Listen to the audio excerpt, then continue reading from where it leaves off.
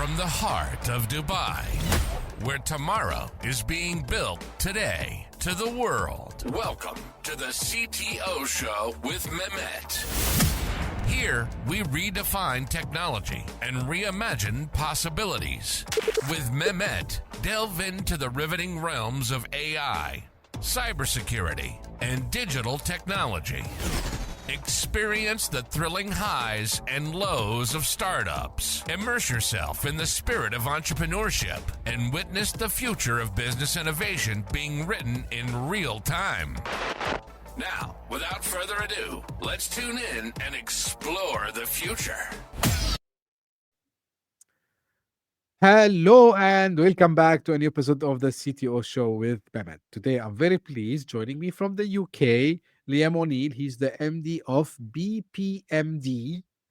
Liam, you're gonna tell us, a little bit about you, your background, your journey, and then we're gonna start the discussion from there. Like it's very interesting topics we're gonna discuss with you today. Just teaser for the audience. We're gonna talk about process mindset. We're gonna talk about process mining. We're gonna talk about AI, of course, and many other side topics as much as we can do with Liam. So Liam, the floor is yours. So it's a pleasure to be on your show. Thank you very much for inviting me to be here and to get to speak to your great audience. So my name's Liam and my journey started coming out of university a shade over 10 years ago with no idea what I wanted to do other than the fact I wanted to work for a startup. And I ended up falling into consulting, and I fell into process consulting, primarily about process modeling. And I've seen over the past 10 years the evolution of the space from being very process model drawing centric to something that became very data centric, process intelligence and process mining, and increasingly is becoming more and more easy to use, democratized, and feeding into the whole AI and hyperautomation space as well. And over the course of that time, I stayed with the same startup, and now it's things have transpired such that I've taken over the company, and I'm now the managing director of BPMD. Cool. And thank you again, Liam, for being here with me today. So you kind of took the first question from me, but if you want to tell us, like maybe among all the experiences that you had, like one story that best captures what great process design can transform a business. Definitely. I think a lot of companies have a lot of very clever people. And the drawback is often these very clever people stay in their teams, stay in their functions, and you can end up with these little silos that are fantastic. Some brilliant ideas, some amazing problem solvers. And one of the most telling programs I did was with an energy company a few years ago, where we had some fantastic people in the finance team, really tech savvy, really innovative. And we had this massive backlog of invoices that were growing every day. They were being mismatched and had to be manually reviewed and brought and tagged to the right invoice. And they were midway through building an automation bot, an RPA bot, to help accelerate this matching. And absolute tech leaders in that space, this was back at the infancy of RPA. They really wanted to innovate. But what was telling was they were trying to solve the finance problem, but they weren't looking upstream. They weren't looking at what was happening through the logistics process. They weren't looking even further upstream at the procurement side of things. And all those mismatches, they'd worked in their box and come up with the best possible solution. But ultimately, it wasn't their fault. It was a little bit of an issue upstream, just a data capture issue. And this data capture issue at the point of the procurement team at raising that PO was causing all of these mismatches, hundreds of thousands of hours of manual effort going in and resolving them, and all this investment in this innovation budget and making this really interesting automation tool. And I think that's what's telling is companies, as I say, very intelligent, but working in silos. Sometimes what they're lacking is the ability to step back, look at the broader process as it runs across teams, across the business, across systems, and sometimes just trying to make that easy little fix upstream that solves a hell of a lot of pain downstream. Cool. One of the things, Liam, that I hear from people sometimes that, especially transformation leaders, right? So the word process is synonymous to bureaucracy, right? uh, myself. Sometimes I used to think the same. So why do you think process has such bad reputation, and how we can reframe this, especially in the AI era? I've worked with so many process teams where they have this moniker of being bureaucrats, of sitting down with people, absorbing hours and hours to refine a model, revise a model, make it clean, but without doing anything useful for the business. And I think it breeds out of this place where a lot of process programs end up sitting under quality teams. They sit under the head of quality, quality director, and really after transformation, after you've moved ERP, after you've changed your case management system, whatever it is, you have this body of documentation and it moves into the quality team so they can use it for audits. And so process becomes a tool for compliance, for audits, for ticking a box. And that's really useful, but the rest of the business don't really get anything from that. And so you end up with process models that are being created for the sake of process models. And that's the first thing we always try and challenge when we work with an organization. If you're doing process for process's sake or just to tick a box, you might as well not do it. You've got to have a really good reason for doing it. What problem are you solving in the business? Passing an audit is one, but you've got to solve more than one problem. You've got to do something that when you're asking someone for their time, for their investment, they're getting something back. They're getting back improvement. They're getting back change in the way of working, something that makes their life better. So if you want people to not see process as bureaucratic, you have to make sure that it's delivering for them in a way that actually impacts and makes their life a little bit better. Cool. Um, from your perspective and your experience, how are you seeing the emergence of modern process team look like today? Are you seeing like maybe new roles or skills that emerge that didn't exist, maybe, I don't know, before the hype of the AI at least? Definitely. Definitely. I'm actually writing a white paper on this at the moment. Um, I think there's a lot of structures for process teams. As I say, sometimes they live under quality managers, sometimes they live under IT.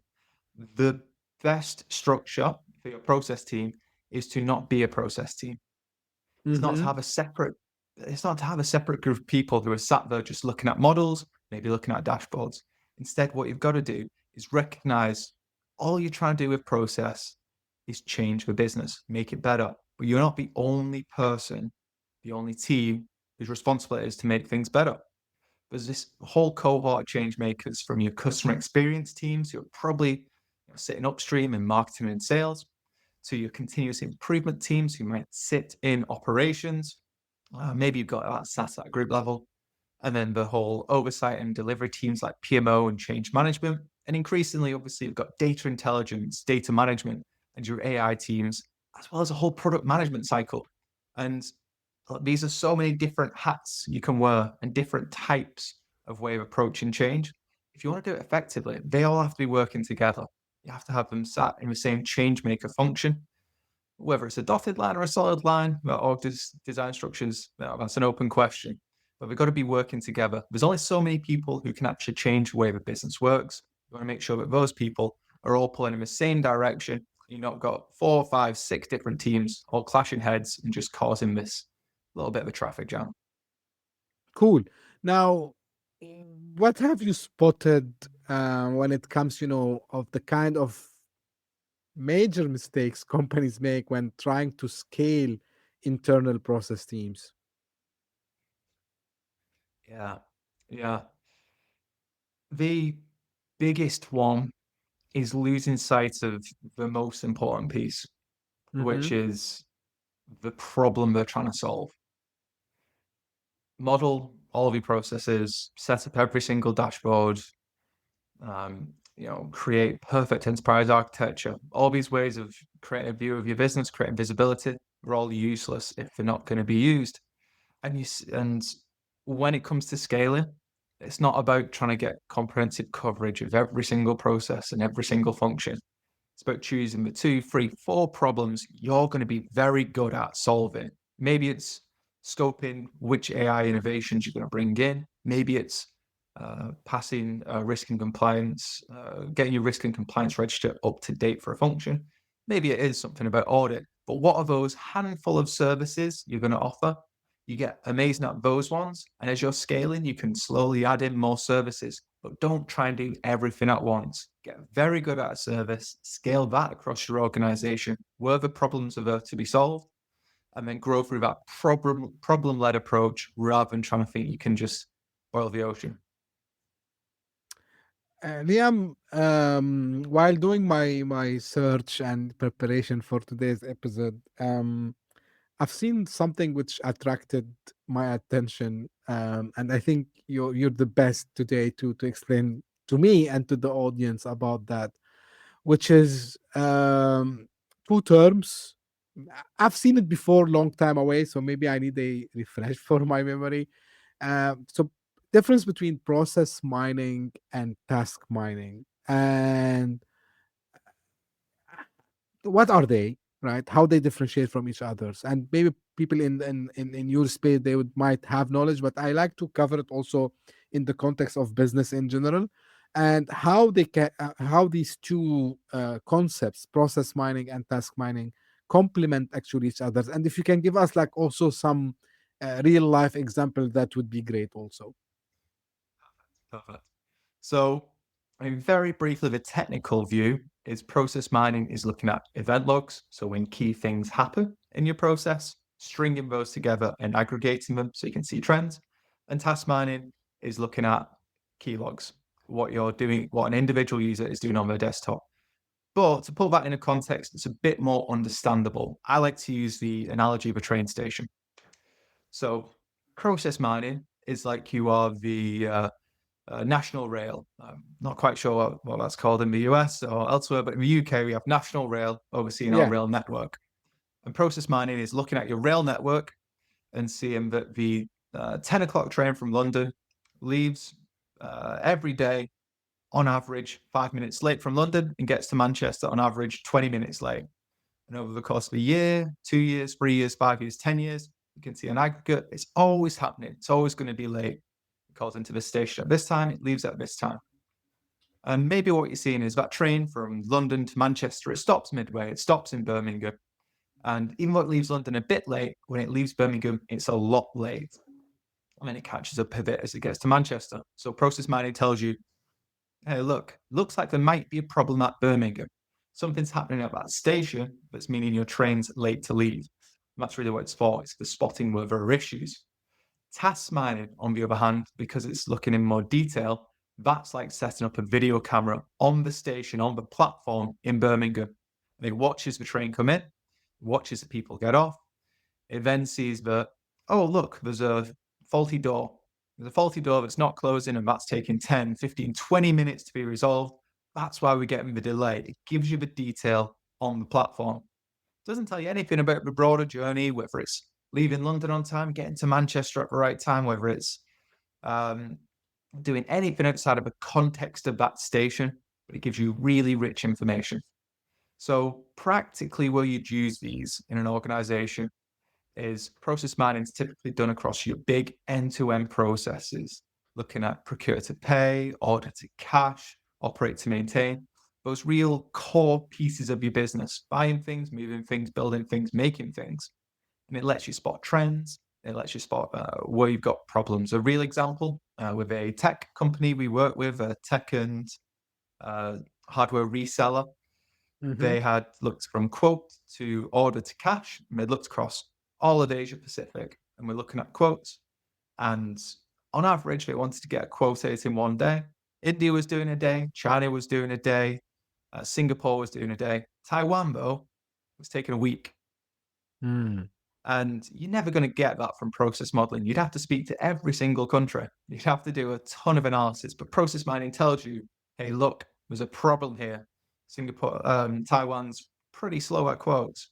And then, you have to go on site and do a bit more detailed analysis there. Task mining, on the other hand, you really use that where you've got high volume jobs. Your call centers, your support centers, where you've got people doing a similar-ish task day in, day out. There's a bit more rigor, a bit more regularity. You set that up on the desktop. Uh, a medical and insurance organization I worked with set one up recently to analyze case handling. And it was to look at, what are some of the trends, what denotes a good case, a long case, a closed case, what systems they're using, what databases. And there's so much rich information. There's 25,000 calls a day, but you're not ever going to be able to get to the bottom of that by talking to a handful of people. But by using task mining, you can see exactly how long on average these things are taking, how long it's taking to solve case A versus case B versus case C, and where some of those really detailed problems are actually coming to the fore. Liam, yeah, this is very detailed and it needs a lot of attention. Out of curiosity, can AI, whether it's the Gen AI or any form of AI, help actually in modeling and mining for the processes? And are you currently using it by any form? Definitely helps across the board. Task mining is super useful because I remember doing it a few years ago in 2016 or so, and you got the data back, and it was terrifying. It Hmm. was absolutely impossible to get anything from it. Pages and pages and pages and pages. And by the time you found an insight, you'd gone partially blind.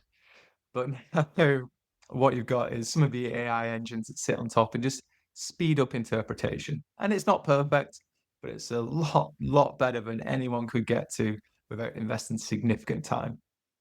On the process mining side of things, the problem with process mining always is the so what. Hmm. You found a cool insight. You found Taiwan slow. So what? And it's bridging that gap of being able to A, solve problems, but B, communicate that there's even a problem. So that thing about, finding a Taiwan one, obviously they use consultancy to help them find that. But then the internal team, it's difficult to sometimes really get into the data and get those rich insights out. And AI is helping to make it easier to interpret the data, find those issues, and then it's making it easier to think of very interesting solutions to some of those potential problems. Liam, I'm not sure if I'm asking the question the right way I should ask, but if I'm starting to put some process design from scratch, like I've seen people who's saying like I can give it to AI, so the AI would be doing the process modeling for me. Some people that would say no, we still need to do it, and then we bring AI to see if it can find any gap where we can optimize this. Um, which school you're more close to?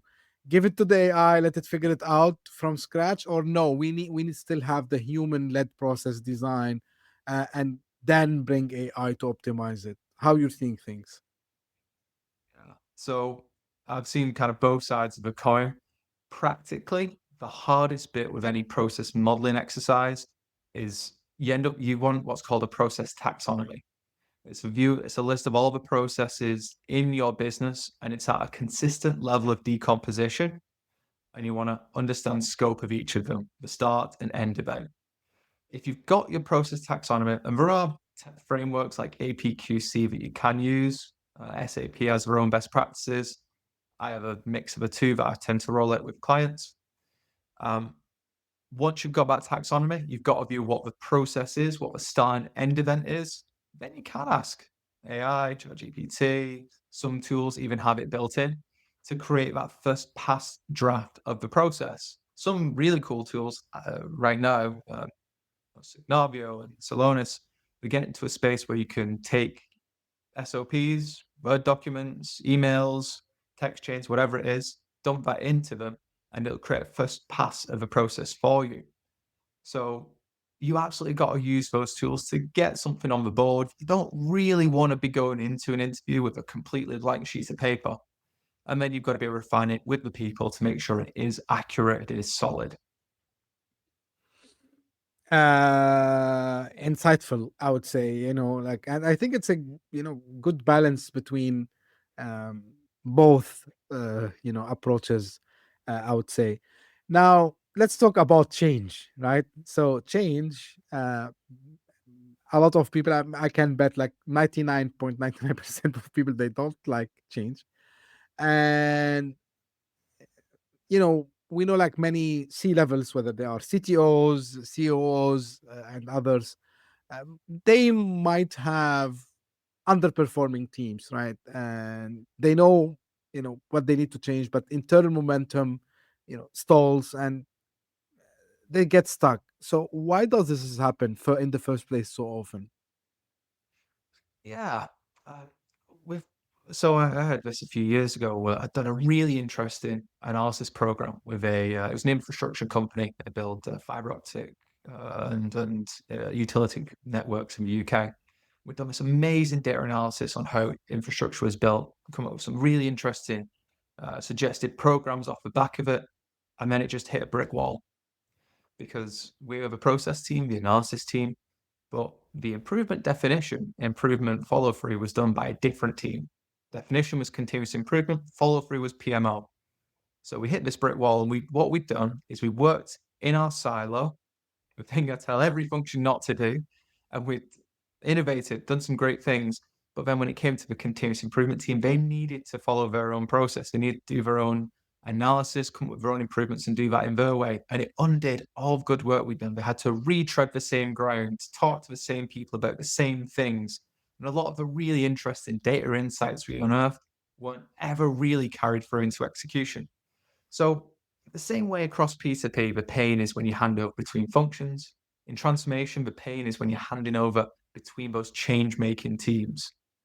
It comes back to what I was saying before. If you've got this change maker function, you've got your PMO, your change manager, BPM, data intelligence, enterprise architecture, and a million and one other ones working together in blended teams, then you can start right from the inception of projects and carry that all the way through to delivery. So I think, but it takes some time to build, this kind of balance and between performance, accepting the change, and accepting that someone is coming from outside. How much communication is also important, Liam, in all this? Oh, definitely, definitely. So the people element is massive, and I think that's often overlooked, especially when you get into more data and tech centric transformation programs. Yeah, right at the outset, you should have a lot of engagement with the team, with stakeholders, to understand landscape and real business problems. And sometimes that's looked over, especially in a lot of the AI programs I'm seeing now as edicts from leadership, but then not sufficient engagement to really scope that business challenge at the front end. Um, so if you've got a change maker team, you need that people management capability in the team. You need advocacy in the business as well, clear people who are going to own the change in the area, clear accountability built into the business. And there are some really interesting change management tools on the marketplace now.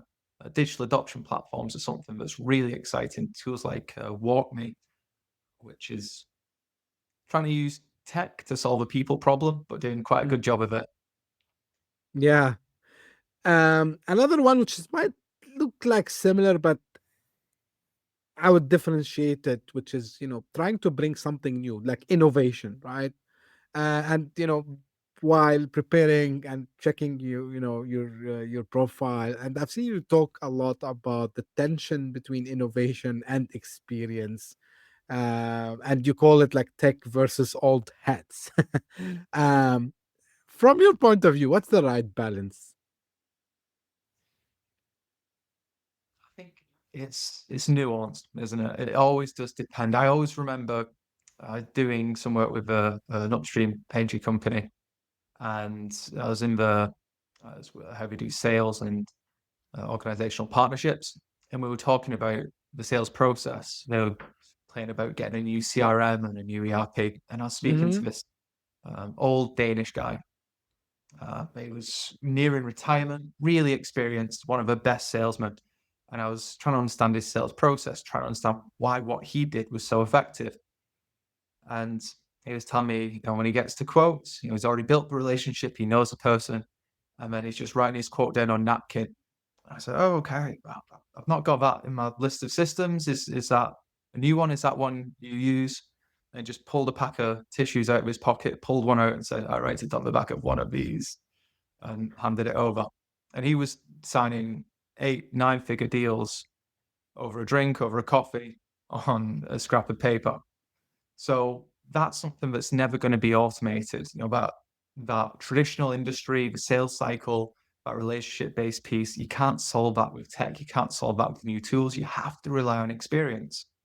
But similarly, a lot of even the same program, a lot of the CRM piece, a lot of the ERP piece, the transactional, the processes that are routine, there's no need to carry on doing that in the legacy old way of working, where it's a routine process, where it's not strategic. Adopt best practice, take what SAP, what Salesforce, what the others are doing, use them to use the platforms, use the pre-built automations, use the easy best practice approaches. So if you don't build this unnecessary tech debt and you do stay ahead of the curve, you do keep on using the latest and greatest features that these big organizations continually roll out. Is there a boundary that you can define, Liam, when, for example, you say, okay, this much innovation is okay, but if we, you know, we reach this, that's a limit. Like, okay, like things gonna break down.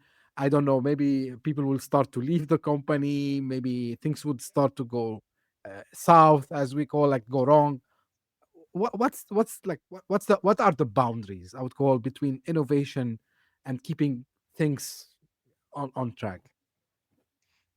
So a really good tool for this, what we do with a lot of our clients is we build a capability model. There's Hmm. tools like LeanIX, it's an enterprise architecture tool, but it's fantastic for this. You build out a capability model and you get your capabilities to about level 3. Most places you don't need to reinvent the wheel, just use a template, a best practice one. And then what you want to be doing is heat mapping it. It used to be 80-20, where it's 80% routine, 20% strategic. What we've been doing more recently, and the strategic is obviously where you invest, it's where you make the big moves, the big money, it's where you try and differentiate yourself from the market, and the routines where you just need to be good enough. There's been a bit of a shift recently, and it's gone from 80-20 to 75-25. 75% routine, just adopt industry best practice. You don't need to reinvent the wheel. 20, innovate. It's what sets you apart in the market. Be amazing, be spectacular, be unique. 5%, innovation. It's not what you're competing on today, but it's what you're going to be competing on tomorrow. For example, I work with Philips Domestic Appliances, blenders and air fryers and all that kind of goods manufacturing. And their structure was obviously the design, the R&D, the build, all superb quality. That was what they compete on. But tomorrow, they're considering about moving to that product as a service model. How do you not just make the initial point of sale your only point of sale? How do you keep it recurring revenue, provide the services, stay valuable, stay engaged long term? So that move to the product as a service structure, that's where they needed to innovate. That's where they really needed to push the boat out and do something that wasn't for today, it was for tomorrow. Cool. Now I want to shift gears and bring, the discussion to what this podcast name is all about, CTOs, right? So, um, from your experience, like for CTOs specifically, and maybe like even technology department leaders, like that can be in both contexts, engineering department CTOs, or like maybe a CIO, probably. I believe like there could be some common ground here, and about spotting signals that indicate that their process or transformation is on teams are underperforming. Like any early signs, and like what kind of actions they can take to respond for these signals that they spot. Definitely. A lot of the work I'm doing now is with companies who are moving ERP system. SAP ECC is being discontinued. A lot of those companies are moving on to S/4HANA. The 2027 cutoff date, so it's very aggressive.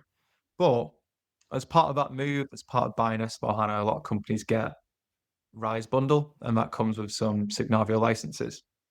Whether you move in SAP or moving Oracle or moving anything, you'll have this capability, this ability to model processes, understand what you're doing, be a transformation team that's not there to just sit in on sessions with the SI, but instead to properly engage with business and try and shape what that transformation looks like. And if you do have a BPM team, if you do have a transformation team who aren't proactively trying to shape that discussion, shape the way of working tomorrow, slim down unnecessary requirements, and then when it comes to rollout, get really engaged in supporting that rollout, then what you're missing a big opportunity to accelerate that ERP, that system change program, cut out unnecessary overruns, cut out unnecessary customizations. So you should really see that transformation team using the tools they have available, actively engaged in those big transformation programs, both at the start and as it follows through. And then it shouldn't die at the end. It needs to carry on, scale into the rest of the business. It's not just about ERP systems. It's about making the entire business effective, functional, and using the best possible tech. And I think, Liam, it's a continuous thing. It's not like just a one-time task or project. Like it's something that they should be always, continuously trying to optimize and organize. I believe. Now, if we want to, if you like, let's say as a CTO, if I come to you, okay, right, uh, and I ask you how to get more value from process, uh, where you would start to tell me to look at starting tomorrow morning. I would say four things. Firstly, what are the problems your business needs to solve? Mm-hmm. Is it process improvement? Is it fixing broken invoicing? Is it improving sales revenue? What are the problems? Start with the problems. Once you clear the problems, see if process can help. If it is that, say, your software product is being pushed into a market, it's got the wrong ICP, process isn't the answer. That strategy is product development.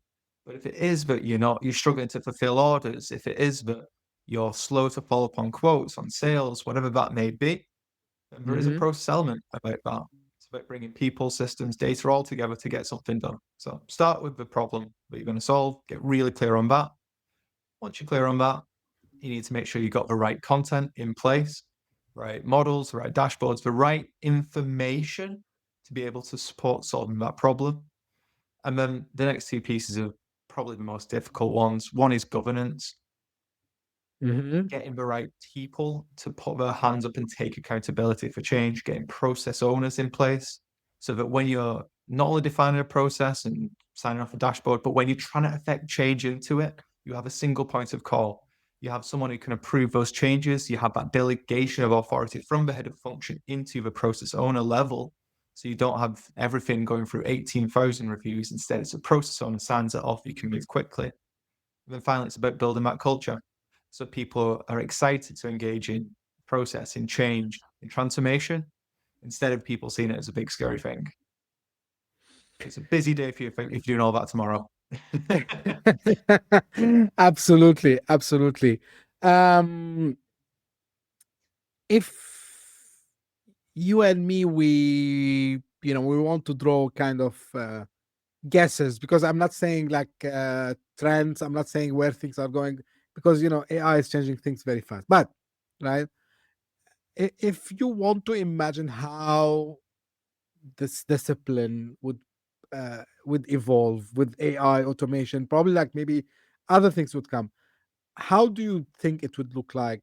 I would not ask you in 5 years. I would say maybe in the future, because honestly, I stopped asking 10 years, 5 years. I can't put time on things, but of course, like you must have a vision and understanding of where this practice is going, Liam. Definitely. And in the, let's say, immediate future, let's say the next year, Yeah, yeah, yeah. the big demand I'm seeing is it's really easy. So with AI, I see some similarities to when RPA came. And I'm not saying it's the same level of technology as RPA. It's far more disruptive, significantly more. But some of the same trends and challenges come up. With RPA, it was a case of when you got it in, there was a few obvious problems to solve, and those problems tended to get solved, and it didn't scale out too well from there. And with AI, I work with companies like Lego, like International SOS and others, and there's a few obvious places to bring AI in. Customer service handling, maybe transferring a drawing to CAD, some really obvious ones. But a lot of the momentum post those obvious ones is lost because what you need is a really nice view of where there's real business problems, where there's going to be a business case of value behind solving those with AI, and making sure that you're not just throwing AI into something that's broken. So for all of our clients, one of the really emergent services now is to look across an end-to-end process, heat map where there might be opportunities to explore agentic or generative AI, make sure that the process is ready for that. So any of those things that are broken, the underlying systems or data are put into a good place, and then it's lens and using opportunity to surface where you should be doing it. And then at the back end, using process to help communicate that change to the rest of the business to ensure that they adopt it effectively. If we're talking even longer term, then maybe AI takes my job. Who needs consultants? AI will do it for you. Liam, I think today is the coincidence days for me because I don't know why. In the morning, I was like, in the traffic, and I don't know where this idea or thought came to my mind. I said, "Hey, like, what happened to these RPA people?" Because you just mentioned RPA, right? Which is robotic process automation, and I said, "Uh, correct me if I'm wrong. Do you think it was great? It's still great technology. I want everyone to understand. Like when I mention something, and I'm not expert. Also, Liam, you are the expert, but do you think that the way it needed the interaction with whoever want to use the technology made it a little bit complex versus AI making things much easy because it's a chatbot and everyone knows how to interact with the chatbot? And honestly, I didn't prepare for this question, but because you mentioned RPA, so Europe, just your quick opinion on this. Like, was it like the chat and speaking or maybe using straightforward English language with the model that might help you in doing things? Yeah. I I got really on the RPA hype wagon when it first came out, and what the downfall was is it was very fragile. Hmm. It didn't have a brain. It was click here, do this interface, do this button, whatever that is. But it's always following a pretty strict script. If you had a really solid rules-based engine and your UI, your user interface, your system stayed very static, it could do a good job. It really could.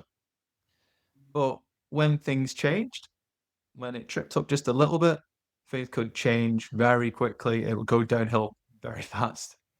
It was a difficult project, go through data migration. It wasn't really something you want day in, day out running your core business just because of quite a high risk profile. And I think AI's got a little bit more resilience because with agentic AI, with generative AI, it's not as rigid. Now, you still want to put really solid rails on it, obviously. If you've got guarded information, don't give that to certain models. You can't just say, don't read this, it's going to read it anyway. So there's still things you have to do. There's still precautions you have to take. Risky decisions still need a human in the loop. But say I enter, I'm going to be reductive here, but say you enter a field. Let's say you put it, say, delegated PO. Great. Hmm. Okay. But then someone does delegated purchase order instead of PO and in a field. RPA might trip up over that because it's not in the script. Whereas some of these AI agents, they can do a little bit of the parsing themselves, a little bit of thinking. You don't want to That's give them terrible data because it can break much of saying, but they're more resilient than RPA was. That's going to reduce the risk profile. I think that's going to lead to much broader adoption. yeah. Uh, Makes sense. I would I would say, Liam, that makes a lot of sense to me. Yeah, because the way you describe it and interacting, and the name was robotic, right? So when you think about robots in the old sense. Like you just need to instruct it, you need to teach it what to do.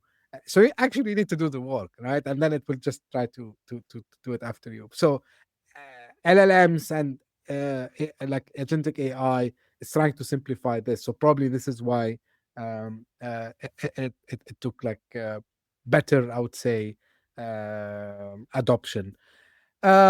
As we're coming to an end, Liam, like final words you want to share, maybe final advice you want to share, and of course, where people can get in touch and maybe learn about what you do, or maybe if they want to reach out to you for any consultation or any help that they might need. I think closing thoughts is, if you're a CTO, if you're a technology leader, the process tool is a way of being able to get what your message you want to take out to the business and get the message from the business back to you effectively. Process is a superb lens to be able to translate system into people and people back into system. So if you have a process team, even if they're not in your remit, start to reach out, start to build that relationship, bring them into your change-making network. And if anyone wants to hear more from me, the best place to connect is to follow me on LinkedIn, and I post pretty regular content about process, scenarios, aloneness, enterprise architecture, and everything else that most process nerds absolutely love. So please do reach out. Great. And I will make sure that your LinkedIn profile is shared in the show notes. And of course, if they are watching this on YouTube, they can find in the description. Liam, like really very interesting topic. It's eye-opening, I would say also. So thank you for sharing your insights here today. Thank you for sharing your experience with us. And yeah, as you mentioned, if someone is interested, so follow Liam on LinkedIn, reach out to him if you have more questions.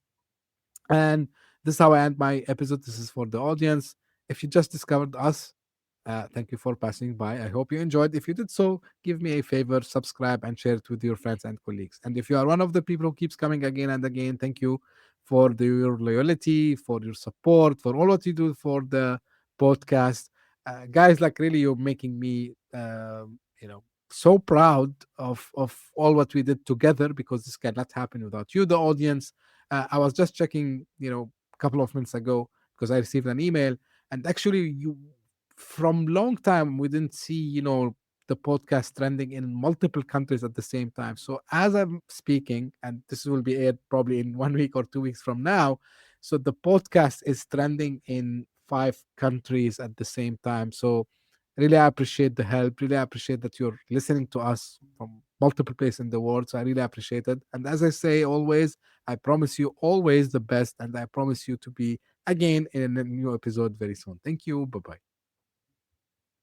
Hit that subscribe button, share the show with your tech-savvy friends and fellow entrepreneurs, and leave us a review on your favorite podcast app. Your support means the world to us.